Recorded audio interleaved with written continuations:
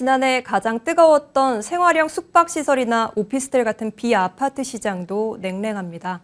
아파트 규제 반사 이익으로 활기를 띠던 모습과는 대조적인데요. 부동산 시장에 찬바람이 옮겨붙어서 매물이 쌓이고 급매도 속출하고 있습니다. 오기환 기자입니다. 지난해 57만 명이 몰리며 청약 광풍을 불러온 마곡의 생활형 숙박시설. 대출 규제가 덜하고 아파트를 대체할 수 있다는 기대감에 큰 인기를 끌었습니다. 분양권에 웃돈을 얹어 파는 떴다방이 떴고 웃돈으로 2억 원이 붙기도 했지만 올해 들어 상황이 급변했습니다. 작은 평수의 웃돈은 150만 원까지 내려갔고 품귀 현상을 빚던 분양권은 급매가 속출하고 있습니다. 생숙뿐 아니라 오피스텔 시장도 찬바람이 불기 시작했습니다.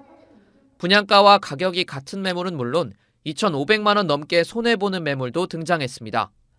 비아파트 시장 한파는 서울과 경기는 물론 지방까지 번지고 있습니다. 이런 현상은 최근 부동산 시장 흐름과 무관하지 않습니다. 지난해 말부터 서울을 비롯한 수도권 일부 지역 아파트 값은 하락하기 시작했습니다. 대구나 부산 등에선 부동산 경기 하락의 바로미터가 되는 미분양도 나타났습니다. 아파트의 대체제이기도 하고, 그다음에 아파트 시장 환경에 좀 동조하는 경향들이 좀 있어요. 또 아파트 가격이 선도를 못하고 있으니까 아무래도 가격 상승 같은 경우는 좀 둔하지 않을까. 여기에 올해부터 비아파트 시장에 대한 대출 문턱이 높아진 점도 영향을 미친 것으로 풀이됩니다. 생활형 숙박시설이나 오피스텔 등 비주택 담보대출도 DSR 40%가 적용돼 대출 여력이 빡빡해지기 때문입니다. 전문가들은 청약 광풍이 꺼져가는 시기인 만큼 묻지마 투자에 대한 주의를 당부합니다.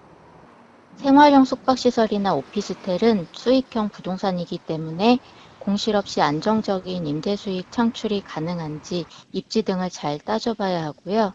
올해부터 대출 규제가 강화되는 만큼 무리한 투자는 지양할 필요가 있습니다. 부동산 시장에 집값 하락 조짐이 번지는 가운데 비아파트 시장은 한파를 피할 수 있을지 관심이 모아집니다. 머니투데이 방송 오기환입니다.